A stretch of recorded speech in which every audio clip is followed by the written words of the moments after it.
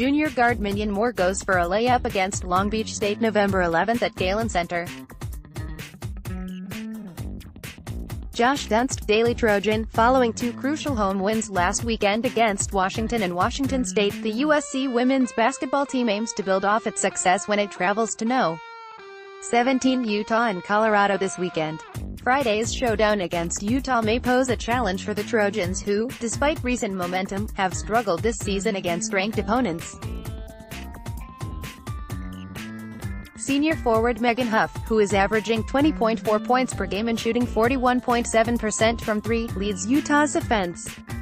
Huf is also a defensive linchpin for the Utes, boasting 6.85 defensive rebounds per game. The Utes and Trojans met twice last year. USC emerged victorious on both occasions. While their 8-10 conference record last season was less than stellar, the Utes have improved to a 7-3 record in the Pac-12 so far this season. "Utah's a great team," associate head coach Jason Glover said.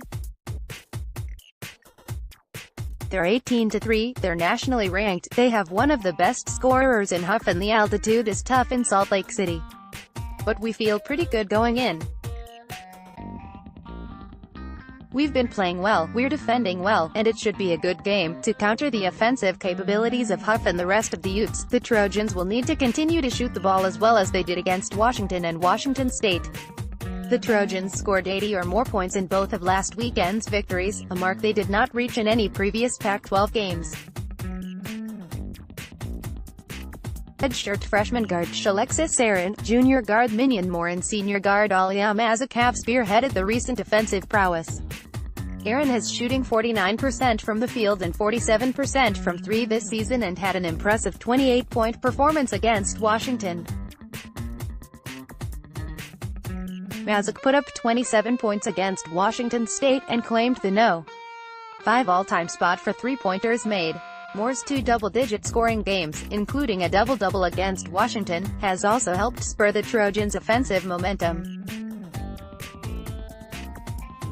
"Our team's starting to come together, they're starting to play together and enjoy one another," Glover said. "We worked on shooting last week a lot. Earlier in the season, we were working a lot of defense, but the last 2 weeks we've shot the ball more. The players are in sync, in tune with each other and executing much better."